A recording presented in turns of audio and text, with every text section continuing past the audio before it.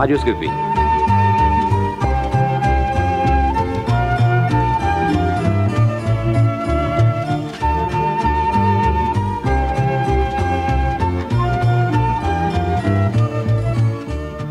Radioscopie. Simone Veil. Jacques Chancel.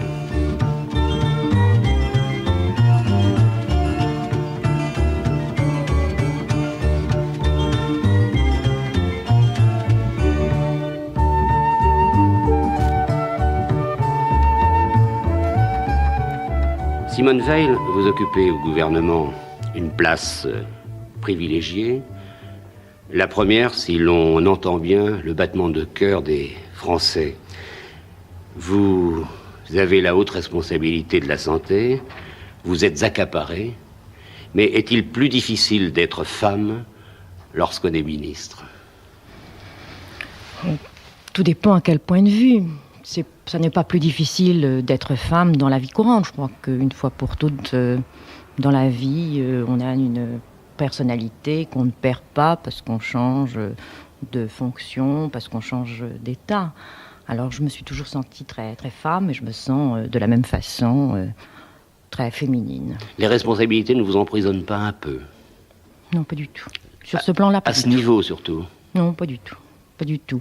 Je crois qu'à ce niveau de responsabilité, tous les gens sont un peu emprisonnés par leur personnage, quel qu'il soit. D'abord parce qu'il y a un manque de liberté dont tout d'un coup je me rends compte, qui était une chose que je n'avais pas du tout imaginée et qui est très, très astreignante. Mais ça, c'est aussi bien si on est un homme qu'une femme. À partir du moment, sans doute à cause de la télévision, où on devient quelqu'un de connu, on n'a plus la même liberté. Certains, simplement pour aller prendre un café au Zinc, ou pour entrer dans une boutique, acheter une paire de bas. Très souvent, les gens vous reconnaissent. Et comme j'aimais particulièrement l'anonymat, ça m'est désagréable. Mais ce serait exactement la même chose si j'étais un homme. C'est pas le fait de la femme. Mais là où les responsabilités, les fonctions, évidemment, changent ma vie, c'est sur le plan de la mère de famille, sur le plan de la disponibilité. La mère de famille, l'épouse moins, parce que mon mari est de toute façon très très pris. Alors je crois que nous nous voyons guère moins qu'autrefois. Et puis l'amitié qui a toujours tenu une grande place dans ma vie. Mes amis me trouvent moins disponible et ça, moi aussi je les vois moins et j'en souffre. Mais ça n'est pas au sens propre parce que je suis femme que je ne me sens pas moins femme. L'ambition est-elle un peu aiguisée par ce premier poste très officiel ? Je crois sincèrement pas du tout. Non, vraiment, je ne pense pas que sur ce plan, ça m'ait changé. Je dirais presque d'une certaine façon moins, parce que quand on est dans l'administration ou dans une fonction publique quelconque, on pense à sa carrière. On pense après, j'étais depuis 4 ans au Conseil supérieur de la magistrature, je savais que je ne pouvais pas rester indéfiniment, et je me disais, qu'est-ce que je vais faire ensuite ? Est-ce que je vais aller au tribunal, à la cour d'appel, ou peut-être que si j'avais été un homme, j'aurais été tentée d'avoir une direction au ministère. Et tandis que là, tous ces projets sont terminés. J'attends, j'ai l'impression que j'ai un certain parcours pour l'instant. Et puis que, comme l'avenir est tellement incertain, et puis je n'ai pas le temps de me poser la question. Tout à l'heure, il y a un instant, en commençant ces entretiens, je disais que vous aviez une place privilégiée, celle que l'on accorde au battement de cœur des Français. Et c'est vrai que vous avez été reconnu sur le plan de la popularité. Oui, c'est vrai. Alors, je ne sais pas, c'est une question qu'on m'a posée. J'en suis consciente parce que les sondages le disent. Et puis que, je parlais tout à l'heure du phénomène d'absence de liberté, du fait que les gens vous reconnaissent dans la rue. Je dois dire que l'accueil des gens qui me reconnaissent est très gentil, d'une façon générale. Une fois, j'étais au Galeries Lafayette avec mon fils qui partait faire du ski. J'allais lui acheter son équipement. Il y a une vendeuse d'un certain âge qui est venue vers moi, qui m'a dit « Est-ce que je peux vous embrasser ?» Et je trouve ça enfin, des gestes de ce genre, il y en a eu souvent. Ou bien, j'étais au Puce, on m'a dit « Oh, pour vous, on vous fait un prix particulier. » Enfin, donc les gens sont très gentils. Et c'est à cela que je me rends compte d'une certaine connaissance, d'une certaine popularité. Puis pour le reste, ce sont les sondages qui l'ont dit. Comme je crois aux sondages, je l'ai pris comme ça.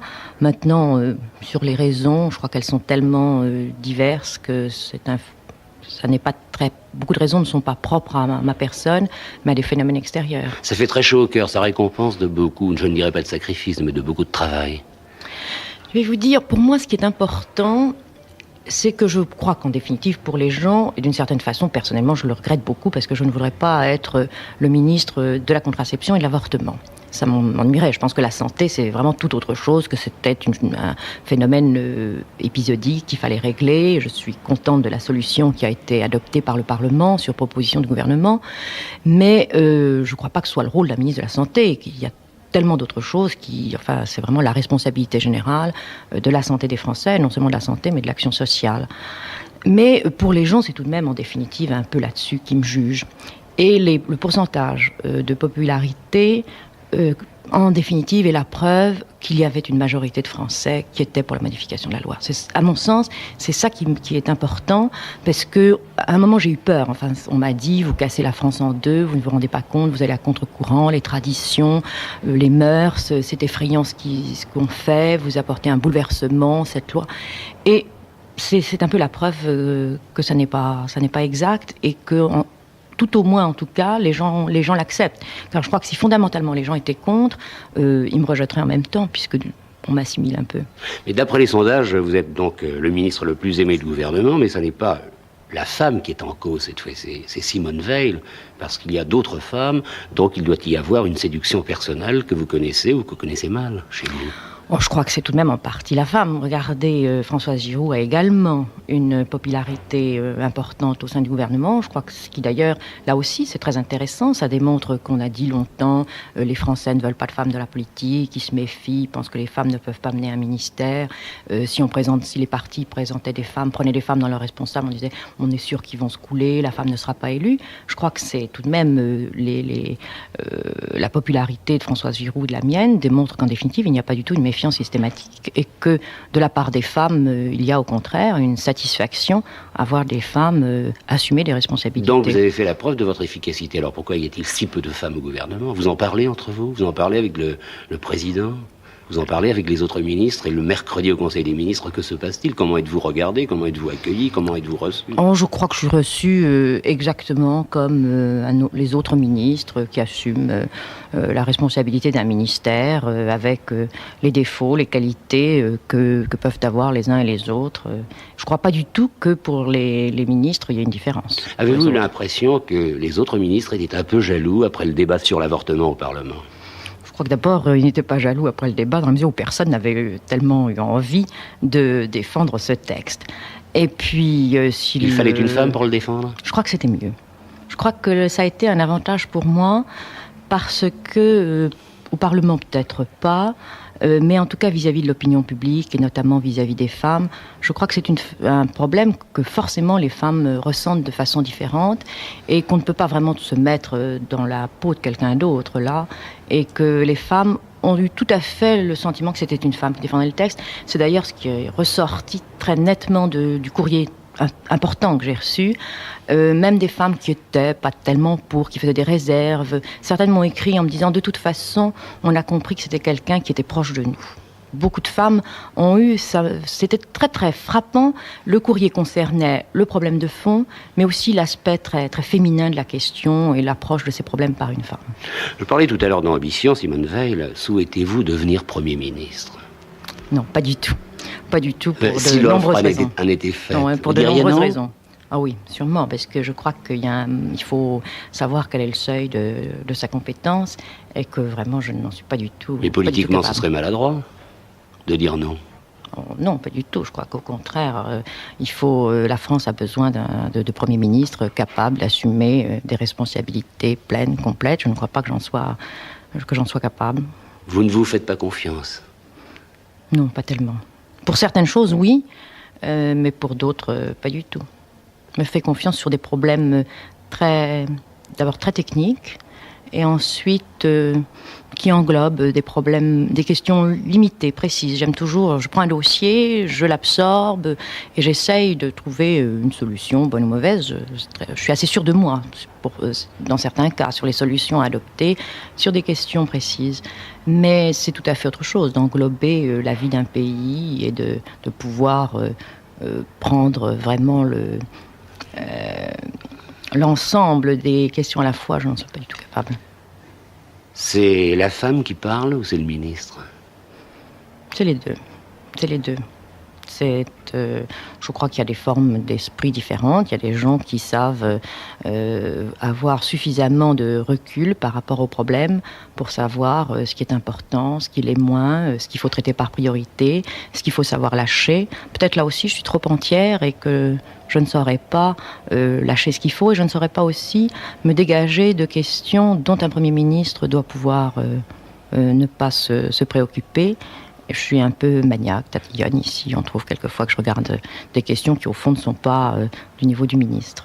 Et puis, vous avez très envie de préserver le peu de liberté qui vous reste. Oui, ça, alors, au surplus, certainement.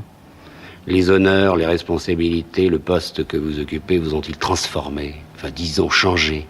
Je crois pas du tout. Vous êtes toujours vous-même?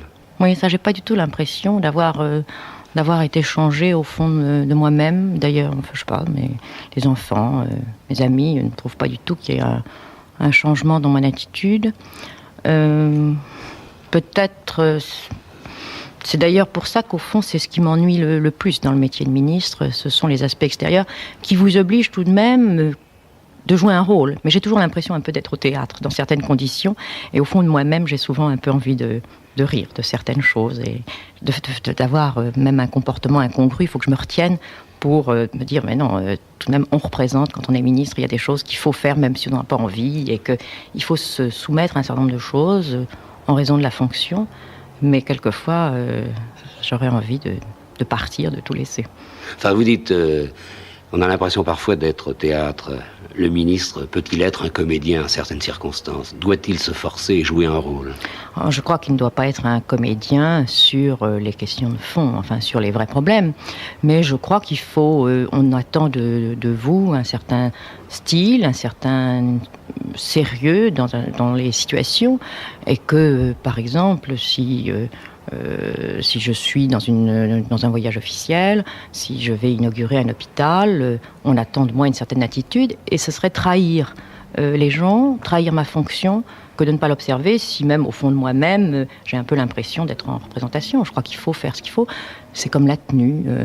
Je crois que pour l'instant, par exemple, les femmes, on n'a pas l'habitude de voir les femmes en pantalon. Enfin, c'est pas encore une chose totalement dans certaines fonctions. Je ne viendrai jamais au bureau en pantalon. C'est un peu la même chose. Je crois qu'il faut se plier à un certain extérieur qui fait partie de la fonction. En ce moment, on entend peut-être quelques bruits de voiture. Je devrais préciser que nous sommes dans votre bureau, Avenue de Ségur, dans un grand bureau qui n'est pas un bureau d'hier, mais qui est un bureau d'aujourd'hui. Et cela peut étonner chez un ministre. Oui, je n'aime pas du tout ce bureau. Compte tenu de la façon dont le bureau est disposé, mes visiteurs sont éblouis par la réverbération. Moi-même, je suis dans l'ombre. Il a de mauvaises dimensions. Et ça, c'est à peu près irrémédiable. Vous avez du goût pour les tableaux qui sont dans cette pièce, pour la tapisserie? Vous les avez choisis vous-même? La tapisserie, elle a été changée. Quand je suis arrivée, il y avait une tapisserie que M. Foyer avait surnommée la marée noire, qui était blanche et noire, qui était vraiment absolument horrible. J'ai eu celle-là, qui est une tapisserie de messager que je trouve très belle, mais il y avait surtout des lithographies de Folon que j'aimais énormément. Je m'étais dit, ça c'est la chose agréable de ce bureau. Et puis elles appartenaient personnellement à mon prédécesseur, à M. Poniatowski, qui naturellement les a emmenées. Alors j'ai des lithos que je trouve très médiocres, qui n'apporte rien. Je trouve ce bureau triste, et puis peut-être parce que tout le temps je me dis je suis de passage, au fond je vais partir, j'ai cru au début, je me suis dit bon, je vais être 8 jours ministre, ça sera amusant, puis 1 mois, puis 3 mois, puis on m'a dit une fois que les bonnes langues m'ont dit, quand vous verrez, dès que le texte sur l'avortement a été voté, on mettra quelqu'un d'autre. Et alors je me suis jamais vraiment installée, je me sens un peu comme ça, de passage. Nous parlions tout à l'heure de M. Veil, il occupe une haute position, mais il faut quand même avoir de l'humour pour être le mari d'un ministre. Oui. De temps en temps, ça lui pose des problèmes quand nous sommes en déplacement officiel. Parce que d'ailleurs, j'hésite, vraiment, j'évite qu'il vienne. Je trouve que c'est pas grave pour lui, et il le ressent comme ça. Alors, quand ce sont des réceptions où il est invité parce qu'il est mon mari, je n'aime pas tellement qu'il vienne. Là, je vais aller en voyage officiel à Moscou, il était invité, il ne vient pas, et j'en suis d'ailleurs, il n'aurait pas le temps, mais j'en suis au fond assez contente. Il y a tout de même un risque. Votre mari, vos enfants pourraient vous prendre un peu trop au sérieux, dès lors que vous rentrez chez vous. Non, je crois pas. Il n'y a pas de danger qu'ils me prennent au sérieux. Ils me mettent en boîte très volontiers, au contraire. Et ils apprennent déjà à ma petite fille à me mettre en boîte. Hier, j'avais à la maison et on lui apprenait tout ce qu'il fallait me dire pour que je ne risque pas de me prendre au sérieux. Alors non, il n'y a pas de danger. Je crois que d'ailleurs pour eux, je suis mariée depuis près de 30 ans, donc c'est pas après 30 années de mariage que les relations d'un couple changent, quelles que soient les fonctions que l'un ou l'autre occupe. Mes enfants, pour eux, je serai toujours leur mère et c'est tout, rien d'autre. Et vous avez 3 enfants? J'ai 3 garçons, oui. 3 garçons, une petite fille. Il doit sûrement y avoir un art d'être grand-mère. Malheureusement, oui, mais l'art d'être grand-mère, il demande d'avoir tout de même pas mal de temps et je n'en ai pas assez. Mais pour l'instant, elle est toute petite, mais j'ai de très bonnes relations avec elle et elle est très très tendre et gentille avec moi. Hier, elle m'a dit « Oh, grand-mère, je t'aime ». Et j'étais bouleversée de cette gentillesse. Elle me disait, au fond, ça compense un peu le fait de ne pas l'avoir beaucoup. Elle est tout de même, je crois, très, très attachée déjà à moi. Et mes fils, il y en a 2 qui ne sont pratiquement plus à la maison. Mais nous restons très très proches. Peut-être un peu trop. Vous? Oui, peut-être un peu trop. Je crois que là, c'est plutôt un peu de ce côté qu'il y a un petit problème. C'est difficile pour des grands-fils d'être très liés avec leur mère et en même temps de ne pas l'être trop. Vous êtes une femme qui se bat toute la journée. Et lorsqu'on vous écoute, on s'aperçoit que le temps a une importance considérable. Alors à force de gagner du temps, peut-être en perd-on un peu. Perdez-vous votre temps étant ministre? Votre temps de femme? Quelquefois, j'ai un peu ce sentiment, oui. Sur le plan alors de temps de femme, j'ai un peu l'impression que c'est un peu une vie entre parenthèses sur ce plan-là. C'est intéressant, mais je ne le regrette pas du tout. J'ai l'impression tout de même d'avoir fait un certain nombre de choses ici et moi-même de m'être enrichie avec les contacts que j'ai eus, avec une équipe de travail très, très sympathique. Et je crois qu'il y a ici, à mon cabinet, un sentiment de collaboration des uns et des autres qui est très, très agréable. Mais pour d'autres choses, j'ai un peu l'impression effectivement que ma vie de femme est un peu interrompue. Quand on entend vie de femme aller voir une exposition, pouvoir consacrer 1 heure à une amie, bavarder avec ses fils et ne rien faire. Car c'est bon de ne rien faire. Oui, c'est bon et vous voudriez en profiter en plus. Oui.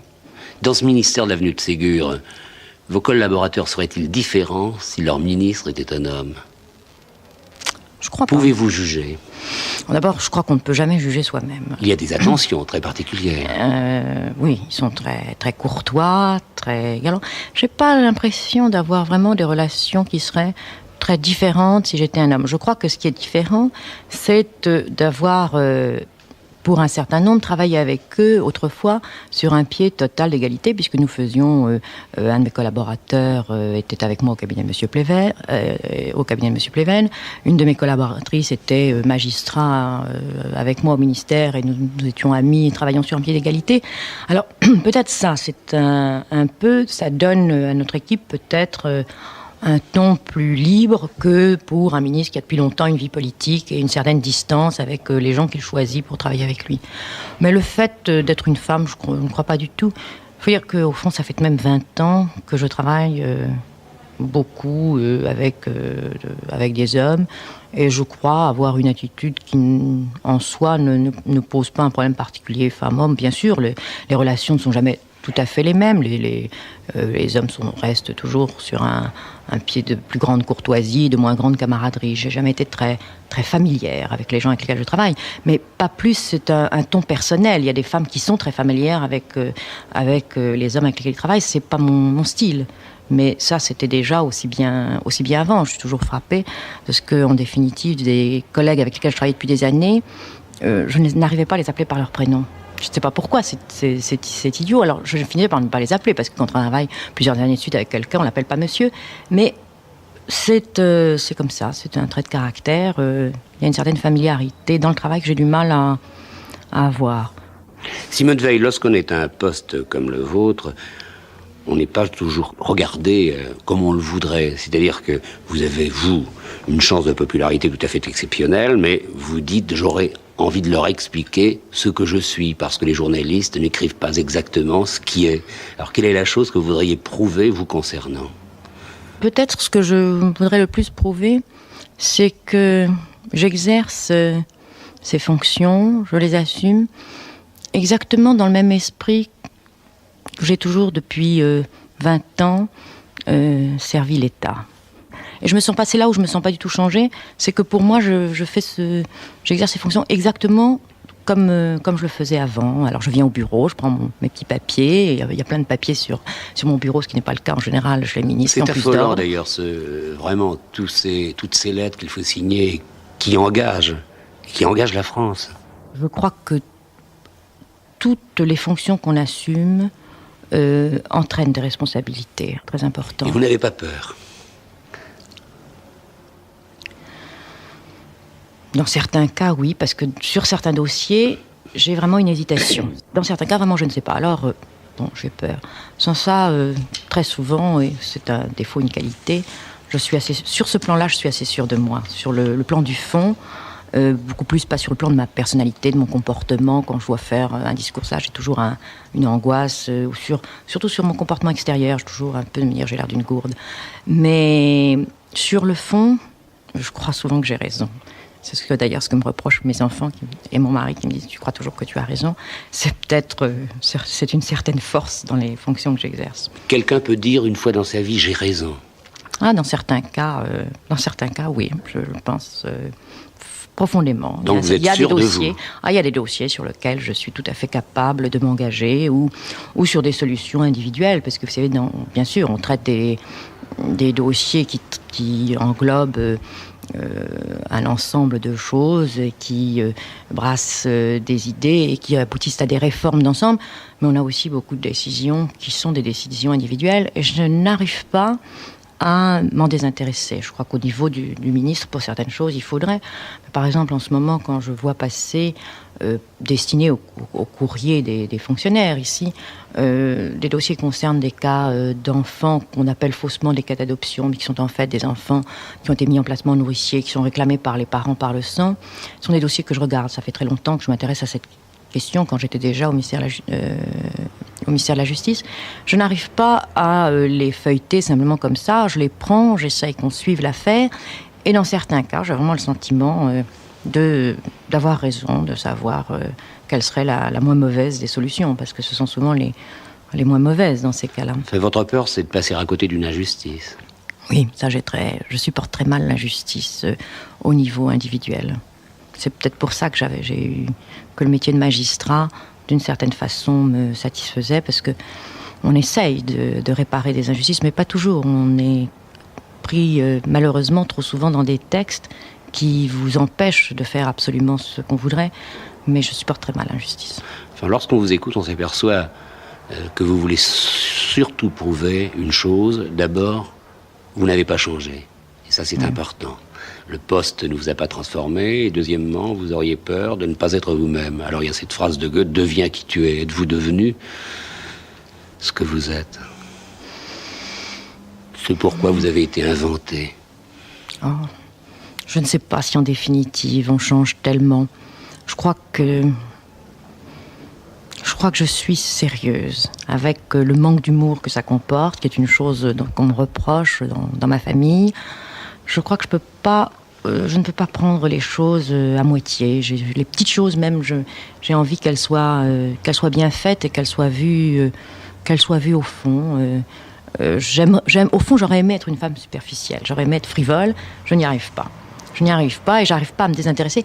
Et je n'arrive pas surtout à ne pas me passionner. Avez-vous l'impression d'avoir eu de la chance? Tout cela a été écrit? Je trouve que j'ai eu une vie très curieuse. De la chance sûrement d'avoir eu l'enfance que j'avais eue au départ, enfin les premières années, parce que j'avais une mère extraordinaire. Enfin, tous les gens disent ça, mais moi je pense que c'était pas une mère comme les autres, qui surtout nous a donné tellement d'amour que c'est une force dans la vie. Et puis ensuite, j'ai eu une période épouvantable, en dehors même de la déportation. J'ai eu plusieurs années difficiles. La déportation, quand même très jeune. Vous aviez quel âge lorsque vous êtes parti pour Auschwitz? 16 ans et demi. 16 ans et demi. Alors comment ressent-on une injustice comme celle-là, un drame comme celui-là? Il porte sur toute une vie après. Oui, sûrement. Sûrement, mais justement, ça vous donne... Une force. Très tardivement, une force. Vous savez, on le dit maintenant parce qu'il y a 30 ans de recul, mais ça a tout de même pesé lourdement et en déficit, je dirais, pendant au moins 10 années de ma vie. Il a fallu ensuite, avec recul, on se dit, bon, maintenant on l'a assumé, et puis on a accepté un certain nombre de choses, et peut-être aussi on a un peu trop oublié. Il faut faire attention, parce que de ne pas se dire ça a été une acquisition, une maturité, il y a tout de même trop de gens qui ont laissé leur vie, leur santé, pour qu'on puisse dire que ça a été bénéfique.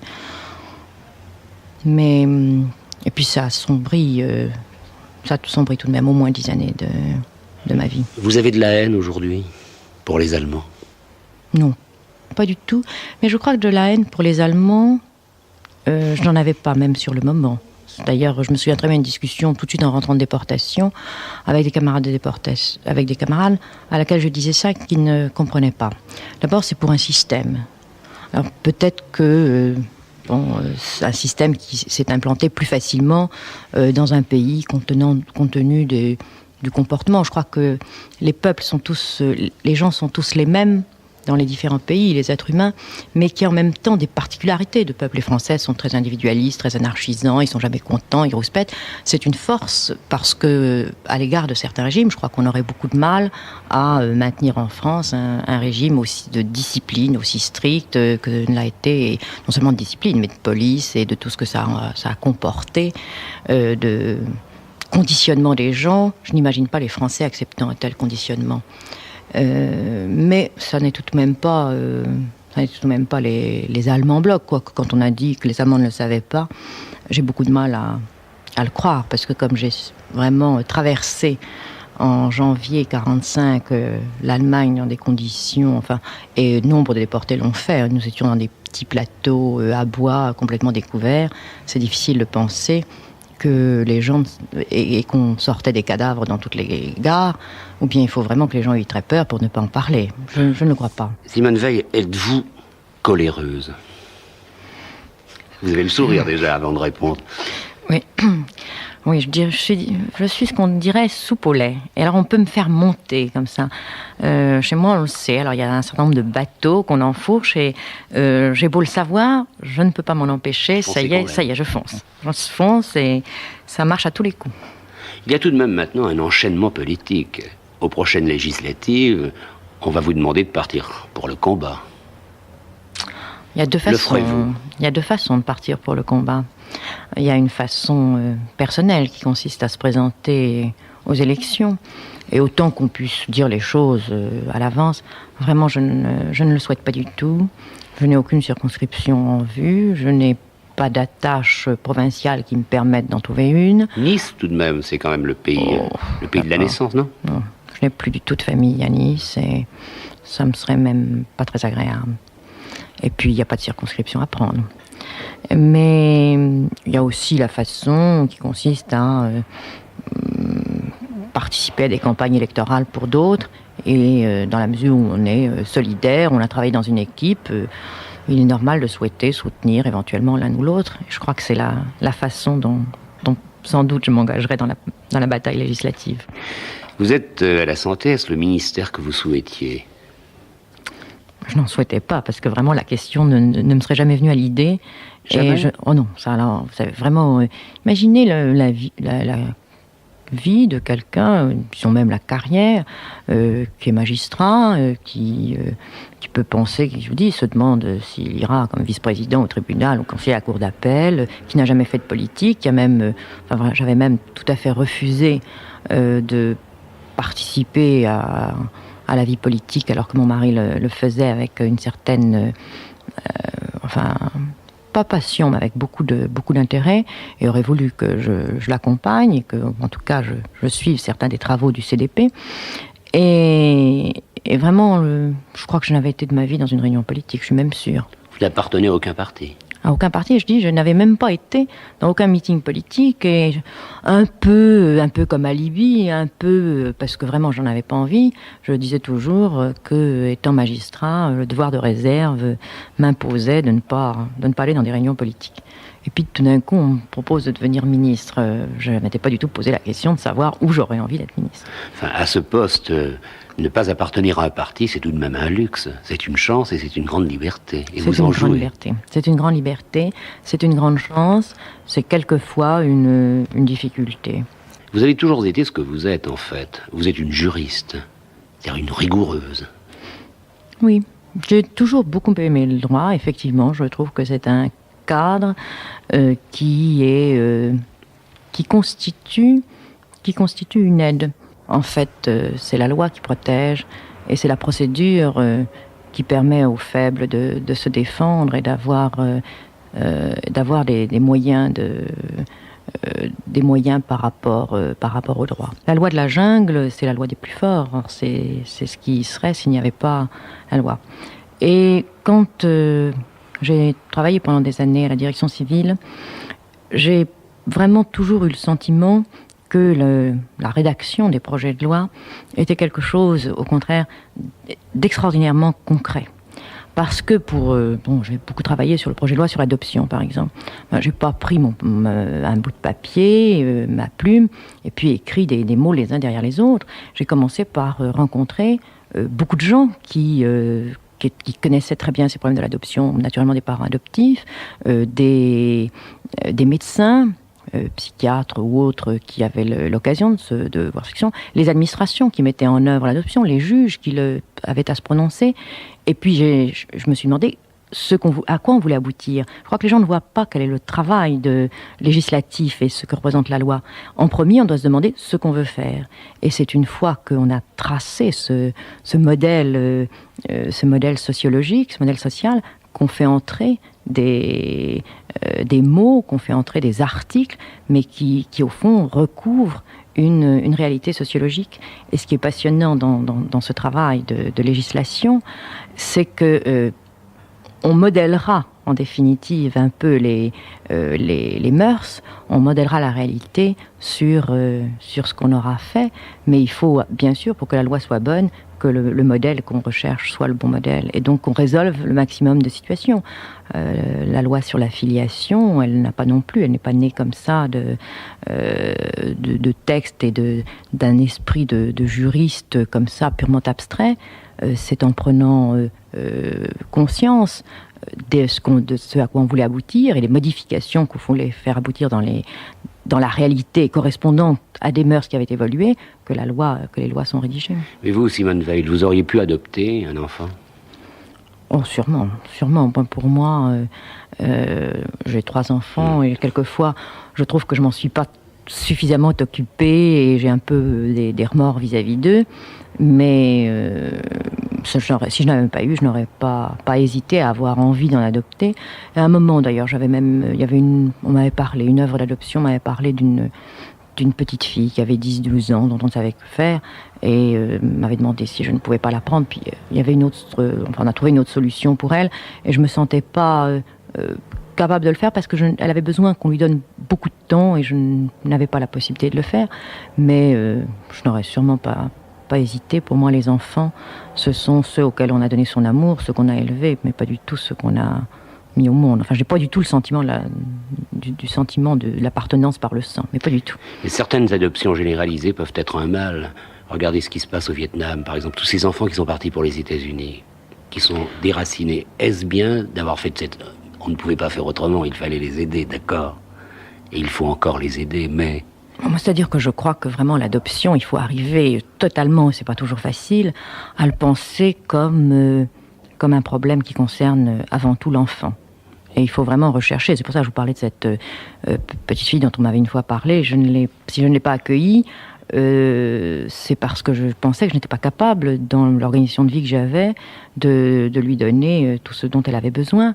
Mais je crois que c'est ça qui est fondamental. Il ne faut pas penser au plaisir qu'on se fait à soi-même, au fait qu'on aura la joie d'élever un enfant, d'être aimé, de l'aimer. Mais il faut penser à savoir quelle est sa situation. Pour le Vietnam, pour ces enfants du Vietnam, je crois qu'il faut être très très prudent et quelquefois je suis un peu inquiète quand je vois des enfants transférés comme ça d'une civilisation à l'autre.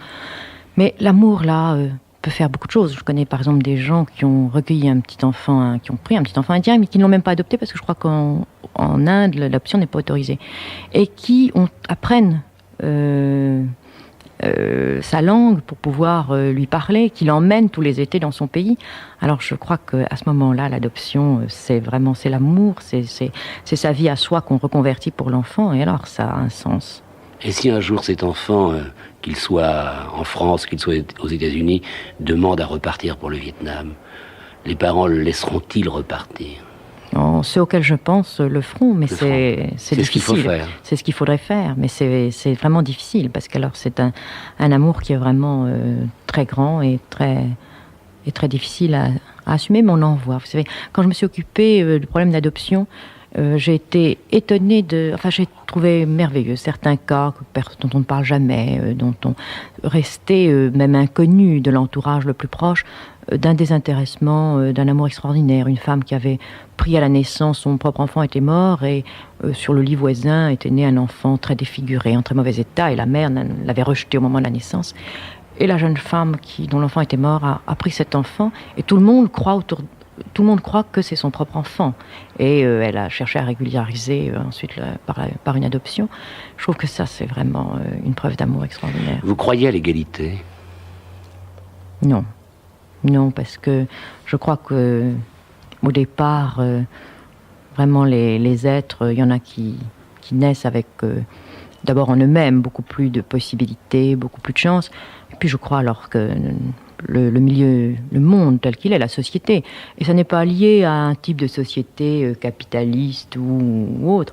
L'environnement dont on bénéficie en plus fait que les chances sont très différentes, mais qu'un des rôles des pouvoirs publics, c'est justement d'essayer de donner, non pas de limiter les chances des uns, mais d'essayer de donner à tous le maximum de chances. Donc lorsqu'on parle d'égalité, il y a supercherie, il y a parfois démagogie du mot.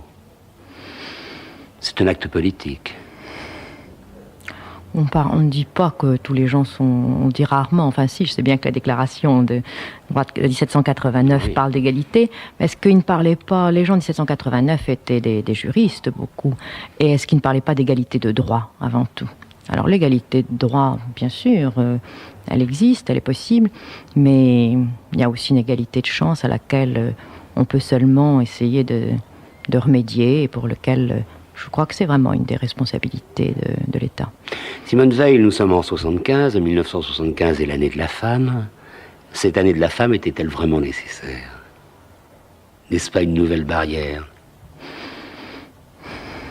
C'est jamais très agréable d'avoir l'air de faire une ségrégation pour les femmes et de dire une année de la femme comme on a une année de la faim.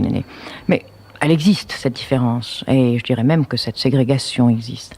Alors, je crois qu'en définitive, il ne faut pas avoir peur des mots, et que le fait d'en parler, le fait d'appeler l'attention des gens sur cette ségrégation, cette différence, cette discrimination, dont en définitive, ils finissent par l'oublier, par ne pas la voir. Il y a des évidences qui n'apparaissent pas. Et le fait de les mettre en valeur... contribue, même s'il y a un aspect pas très plaisant, contribue tout de même à ce qu'on aille vers une suppression et vers une amélioration. Vous ne souhaitez pas parfois redevenir une femme comme toutes les autres ? Je me sens une femme comme toutes les autres. Je me sens vraiment une femme. Vous êtes quand même chargée de responsabilités. Oui, j'aurais envie certains jours de ne pas venir au bureau, de ne pas... Vous auriez envie de démissionner un jour ? On est pris un peu au piège. Au début, vraiment, je trouvais ça très lourd, et plusieurs fois, le Premier ministre m'a dit « Mais vous verrez, on s'y attache ». Et c'est vrai qu'on est un peu pris au piège. Non, pas du tout, je ne crois pas du tout être pris au piège de la fonction, des honneurs, ça que je trouve réellement, ça a l'air un peu peut-être ridicule, c'est ça, mais vraiment fondamentalement la chose pesante. Mais on est pris au piège des choses qu'on a commencées. Hier, vous avez installé, je crois, le Conseil supérieur de l'éducation sexuelle. Il a été installé l'année dernière, ça me paraît très nécessaire maintenant, parce que malheureusement, avec le vote de la loi sur l'avortement, on a bien sûr beaucoup parlé de l'avortement, et certaines femmes pourraient penser que c'est la solution lorsqu'on cherche à planifier les naissances. C'est pour ça qu'il est très très important maintenant de reprendre tout le dossier contraception pour vraiment arriver à compenser cette idée qui s'est un peu trop répandue, et notamment chez les jeunes, que l'avortement peut tout résoudre.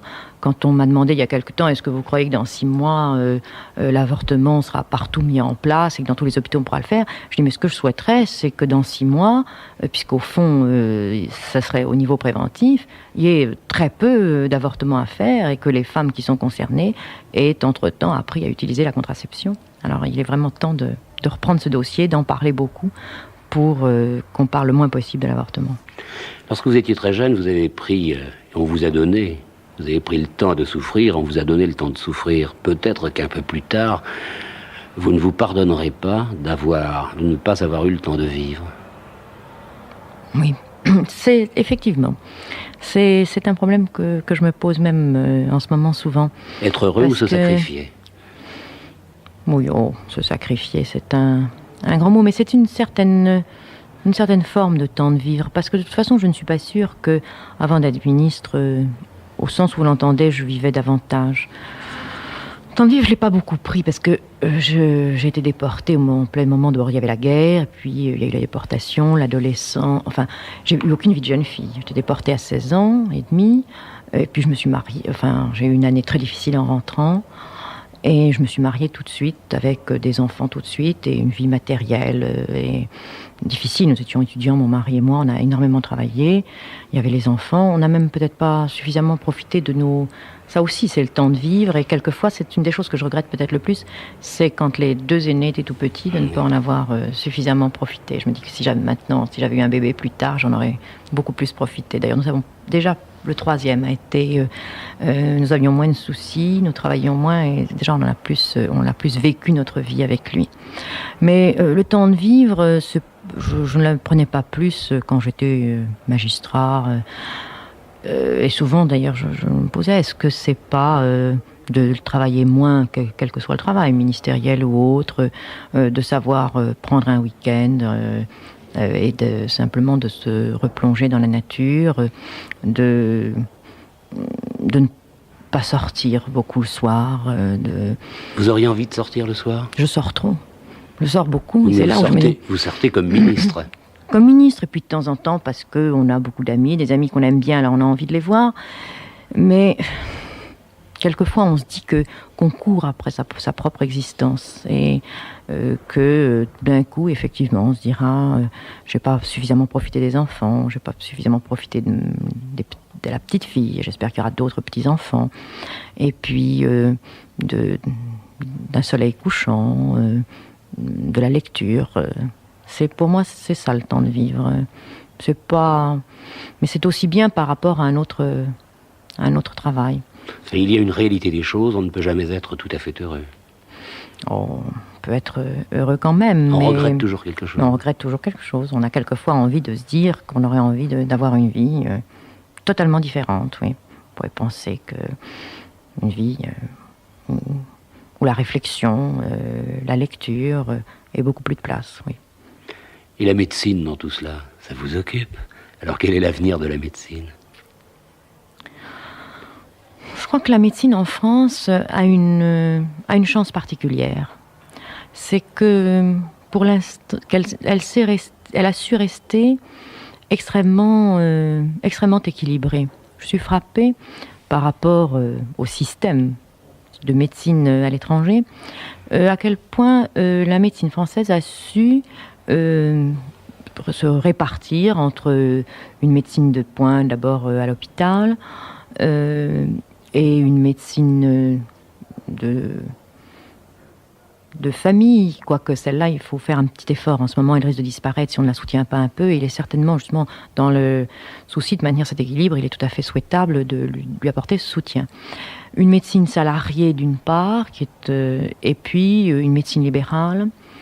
Je crois que tout ça représente un équilibre très satisfaisant, qu'on le voit en définitive pas beaucoup dans les pays voisins. et il serait dommage que nous ne restions pas dans cette situation, tout en étant une médecine de très grande qualité, ce qui m'apparaît d'après tous les entretiens que je peux avoir avec des gens de l'étranger, ce qu'ils pensent de la médecine en France. Mais les médecins, toutefois, sont inquiets. C'est vrai, les médecins sont inquiets. Ils pensent qu'on va les priver de l'amour de l'humanité, de l'amour de leurs clients. On va en faire des fonctionnaires. Je ne comprends pas très bien pourquoi ils sont si inquiets en ce moment. À dire vrai, c'est un peu pour moi, c'est un peu un mystère. Je crois qu'il y a une part de leur inquiétude qui vient du nombre de médecins très important qui va se trouver en France dans quelques années, puisque en 1980, il y aura presque le double de 120 000, médecins. Paraît-il. Oui, c'est ça à peu près. Alors, 120 000 médecins oui. En 1980. Oui, c'est ça. Alors, Trop ? ça fait... Trop, je ne sais pas, mais beaucoup. Il faut souligner qu'en ce moment, il n'y en a pas assez. Il n'y en a pas assez. Certains eux-mêmes reconnaissent qu'ils travaillent trop pour pouvoir vraiment travailler dans de bonnes conditions. Certaines régions sont sous-médicalisées, certaines régions de France. Et nous avons, en ce qui concerne alors la santé publique, beaucoup de postes vacants que nous ne pouvons pas pourvoir, et de même un certain nombre de postes hospitaliers. Dans les hôpitaux généraux, il y a actuellement 500 postes de médecins vacants. Donc, un certain nombre de ces nouveaux médecins seront utilisés en psychiatrie. On manque beaucoup de médecins, en anesthésie. Donc, je ne suis pas sûre qu'il y en aura trop avec 120 000. Mais ça va changer la vie des médecins. Il faut qu'un certain nombre acceptent de moins travailler, de faire place aux jeunes qui viendront. Et puis, je crois que les médecins sont inquiets et ont peur que cet afflux, sans doute, de médecins conduise à une certaine fonctionnalisation. Et ça, je ne pense pas du tout. Au contraire, je pense simplement que ça doit amener à une réflexion sur le rôle des uns et des autres, la coordination à assurer, leur méthode de travail, mais pas du tout sur une fonctionnalisation automatique. Et le problème des études, je rencontre souvent des étudiants en médecine, ils sont vraiment étonnés qu'on leur fasse faire tellement de choses qui sont des choses scientifiques. Oui, ils sont étonnés. Je crois que il y a eu effectivement maintenant des épreuves très, très scientifiques dans les études de médecine. Je voudrais d'abord souligner que partiellement, chaque doyen, au niveau de sa faculté, détermine le programme. Donc, les programmes, selon les villes de faculté, est un peu différent. Alors, à un moment, on a effectivement beaucoup poussé sur les épreuves scientifiques. Tout d'abord parce qu'il y a tout de même de plus en plus dans une médecine de pointe une nécessité de connaître des mathématiques, la physique, enfin, et pour ceux qui font de la recherche notamment, c'est indispensable. Peut-être aussi est-ce une façon de faire une certaine sélection qui est indispensable, puisque, comme je vous l'ai dit, on va déjà avoir 120 000 médecins, enfin, vous disiez vous-même, en 1980, et si on n'avait pas à l'entrée des facultés de médecine, ou en tout cas en fin de première année, assuré une certaine sélection, il risquerait d'y en avoir encore beaucoup plus, ce qui serait dangereux à la fois pour la santé des Français, car il y a un seuil optimum au-delà duquel il n'est pas souhaitable d'avoir trop de médecins, et puis catastrophique pour les jeunes qui, en fait, auraient un diplôme de médecine, mais qui ne leur permettrait pas de gagner leur vie. Enfin, je vous ai entraîné un peu sur les chemins de la médecine et vous redevenez le ministre. Et moi, je suis venu rencontrer la femme. Êtes-vous tolérante et que pensez-vous de l'intolérance ? Je trouve que la tolérance est une chose fondamentale, mais en définitive, dans la mesure où je vous disais tout à l'heure que quelquefois je suis sûre d'avoir raison, peut-être je preuve d'intolérance. Je crois que sur le plan politique, je suis tolérante. Sur le plan des idées aussi, sur le plan par exemple religieux, sur le plan des grandes options, je crois vraiment faire preuve de tolérance, ce qui fait d'ailleurs qu'on croit toujours que j'ai l'esprit de contradiction, parce que quand je suis dans un certain milieu, je défends un peu toujours le point de vue adverse. Alors, parce que j'ai toujours un peu tendance à voir l'autre aspect de la question. Mais peut-être sur certains points précis, quand je suis sur certaines questions, je pense que je dois faire preuve d'intolérance. Vous croyez aux vertus de la morale ? Assez, oui. Occupé comme vous l'êtes, vous arrivez encore à satisfaire toutes vos curiosités. Il y a la musique, il y a la peinture, il y a la littérature. Vous lisez un peu ? Très peu. Très peu, parce que d'abord je reçois un certain nombre de livres sur la médecine ou sur le milieu social et que j'essaye au moins de parcourir, et ça prend du temps. Et puis vraiment je ne lis que pendant les jours de congé, de vacances, je lis très peu. Le soir, je lis les articles des journaux médicaux ou un peu les hebdomadaires, mais je n'arrive pas à lire de vrais livres. Vous arrive-t-il de réfléchir sur cette marche qui est pourvue une ascension? Non, pas beaucoup. Non, c'est... Je vis un peu chaque jour, au jour le jour en ce qui me concerne. Mais ce que j'essaye de ne pas vivre au jour le jour, ce sont les problèmes de ce ministère. Parce que j'essaye de projeter, c'est d'ailleurs pas très facile de trouver le recul dans des problèmes dans lesquels on est plongé toute la journée. Parce que quand même, cette montée, elle est périlleuse. Non. Non? Je crois pas. Je crois pas qu'elle soit... La seule chose qui m'ennuierait, c'est de faire une énorme bêtise, au sens, enfin quelque chose qui soit une erreur importante je ne dis pas dans mon comportement personnel, mais dans les options qui sont faites. Ça, c'est vraiment très... Mais sinon, je pense que je n'ai pas grand-chose à perdre, puisque je crois que je suis tout à fait prête, si demain je ne suis plus ministre, à redevenir magistrat et reprendre des fonctions qui étaient celles que j'exerçais et que j'aimais. Mais s'il y avait chute, seriez-vous blessé? Je crois que tout dépend comment. Si c'est une chute parce que vraiment, parce que j'ai fait une erreur, je crois que personne n'est à l'abri d'une erreur, d'un mot qui tombe à côté, d'une déclaration. Il faut faire attention à tout. Ça, je pense que je parlais tout à l'heure de l'absence de liberté. Ce sont les deux choses qui me pèsent. C'est vraiment d'être obligé de faire attention. Et ça, je crois que personne n'est à l'abri d'un lapsus, d'une erreur de langage. Alors, évidemment, si je tombais là-dessus, je suis orgueilleuse, autant qu'une autre, peut-être plus que beaucoup. Alors ça me serait désagréable. Mais sinon, simplement, si on me disait, maintenant, c'est fini, on veut des gens qui soient politiquement plus engagés, vous avez fait votre temps, ça me serait tout à fait égal. Dans cette expérience, dans cette aventure, qu'avez-vous déjà appris sur vous-même? Je crois que ce que j'ai appris le plus, c'est que quand c'était indispensable, j'avais plus de sang-froid que je ne le croyais. Vous vous êtes regardée, parlant à la chambre? Non, pas du tout. Vous auriez pu le demander, car le magnétoscope existe. Je n'aime pas du tout me revoir. Pour regarder votre attitude. Non, pas du tout. Je n'aime pas me relire et je n'aime pas me revoir, du tout.